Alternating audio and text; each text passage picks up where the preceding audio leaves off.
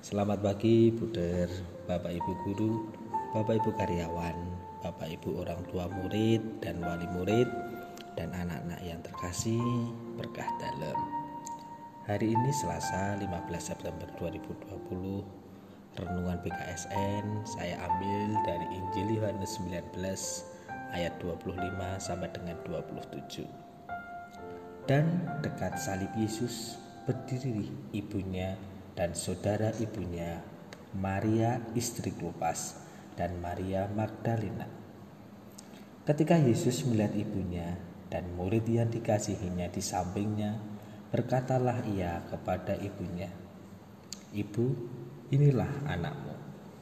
Kemudian katanya kepada murid-muridnya, "Inilah ibumu." Dan sejak saat itu, murid itu menerima dia di dalam rumahnya. Demikianlah Injil Tuhan, terpujilah Kristus.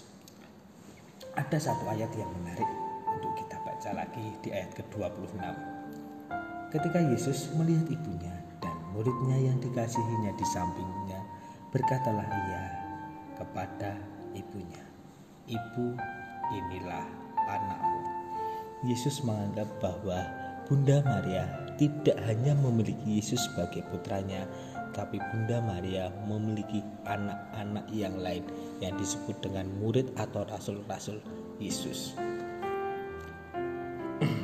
Dalam Alkitab ada banyak ayat yang berbicara tentang ibu. Ada ayat tentang bagaimana kita harus menghormati ayah dan ibu kita. Misalkan di Keluaran 20 ayat 12. Atau tentang nasihat agar kita tidak menyia-nyiakan ajaran ibu kita di Amsal 6 ayat 20. Akan tetapi ketika saya hendak menulis renungan ini, saya teringat suatu ayat yang menurut saya luar biasa, yaitu bagaimana Yesus memperlakukan ibunya, Bunda Maria itu sebelum kematiannya. Maria adalah ibu Yesus. Jika kita pernah membaca kisah kelahiran Yesus, maka kita akan mengerti betapa berat beban yang harus ditanggung Bunda Maria. Ketika ia memutuskan untuk mau menjadi ibu Yesus, ia yang saat itu masih perawan dan masih dalam status bertunangan dengan Yusuf, harus hamil dan mengandung Yesus. Ia harus melahirkan Yesus di dalam palungan, dikarenakan tidak mendapatkan tempat penginapan. Maria pun menjalankan tugas sebagai ibu Yesus hingga akhirnya Yesus pun disalibkan. Bayangkan perasaan Maria yang mungkin sebelumnya bangga menjadi ibu dari Sang Mesias, tetapi ia harus melihat anaknya sendiri tergantung di atas kayu salib. Saat Yesus disalib, hanya ada beberapa wanita yang berdiri di dekat salib Yesus. Injil Yohanes mengatakan bahwa Maria ibu Yesus juga berdiri dekat dengan salib Yesus bersama-sama dengan Maria Magdalena, bersama dengan Yohanes, murid yang sangat dikasihi Yesus. Dalam ayat lain justru disebutkan orang-orang lain yang mengenal dekat dengan Yesus justru berdiri jauh dari Yesus. Di Lukas 23 ayat 49. Saya sangat yakin bahwa Maria, ibu Yesus dan Yohanes berdiri cukup dekat dengan Yesus.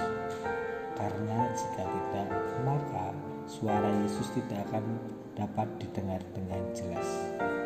Oleh karena itu, saya juga sangat yakin bahwa Maria, ibu Yesus melihat segala penderitaan Yesus. Bahkan luka-luka dan darah yang ada pada tangan dan kaki Yesus, serta luka akibat mahkota duri di kepalanya. Bunda Maria pun pasti tidak akan sanggup melihat penderitaan anaknya itu.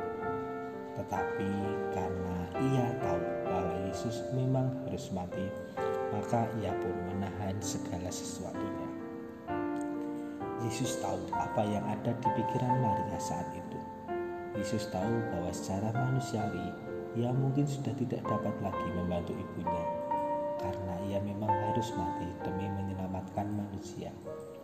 Karena itu, Yesus pun melakukan sesuatu yang sangat luar biasa, yaitu berkata kepada ibunya, "Ibu, inilah anakmu," agar menjadikan Yohanes sebagai anaknya, menggantikan Yesus. Itu ada di ayat 26. Dan di sisi lain ia juga berkata kepada Yohanes, inilah ibumu. Alkitab mengatakan bahwa sejak saat itu Yohanes pun menerima Maria sebagai ibunya dan tinggal di dalam rumahnya.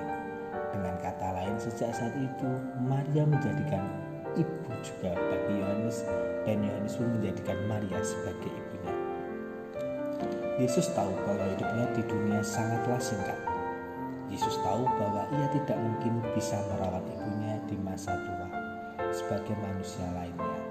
Oleh karena itu, Yesus pun melakukan apa yang bisa ia lakukan, yaitu meminta Yohanes, murid yang sangat dikasihinya, untuk merawat Bunda Maria, ibu yang sangat dikasihi Tuhan Yesus. Yesus tidak menyerahkan ibunya kepada murid yang lain, tetapi hanya kepada Yohanes. Mungkin tidak kebetulan juga ketika kita melihat Yohanes dan murid Yesus dari ke-12 muridnya yang usia hidupnya paling lama. Dan saya yakin walaupun tidak disebutkan secara eksplisit di Alkitab, Yohanes pun merawat Bunda Maria hingga Bunda Maria meninggal dunia. Yohanes sebagai murid yang paling dikasihi Tuhan Yesus mendapat kehormatan sebagai murid dengan usia hidup paling lama, mendapat penglihatan tentang akhir zaman, dan mendapat kehormatan merawat Bunda Maria. Bahkan Yohanes sendiri sampai menulis satu kitab khusus di kitab 2 Yohanes yang ditunjukkan bagi Maria ibu Yesus, yang saat itu juga menjadi ibu dari Yohanes juga. Jika Tuhan Yesus saja memiliki suatu rasa sayang yang sangat luar biasa terhadap ibunya, bukankah kita juga seharusnya memiliki sikap hidup seperti itu? Tuhan Yesus pun memikirkan ibunya hingga saat-saat terakhirnya di atas kayu salib. Ia masih sempat melakukan sesuatu bagi ibunya, agar ibunya tetap ada yang menjaga hingga masa tuanya nanti. Bagaimana dengan kita? Sudahkah kita berbuat baik terhadap orang tua, khususnya ibu kita? Hanya kita yang bisa merasakan, dan orang tua kita yang juga bisa merasakan. Amin. Kita tutup renungan kali ini dengan doa singkat. Dalam nama Bapa dan Putra dan Roh Kudus. Amin. Tuhan Yesus Kristus, Engkau hari ini mengajarkan kami untuk selalu ingat akan orang tua kami, terutama ibu kami. Jagalah kedua orang tua kami dimanapun mereka berada. Bantulah kami untuk selalu bisa menjadi dan membahagiakan kedua orang tua kami. Terima kasih ya Tuhan Yesus, berkati hari ini hingga akhirnya nanti. Amin. Kemuliaan kepada Bapa dan Putra dan Roh Kudus, seperti pada permulaan, sekarang, dan selalu sepanjang segala abad.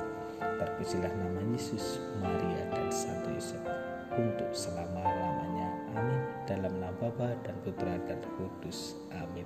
Terima kasih. Berkah dalam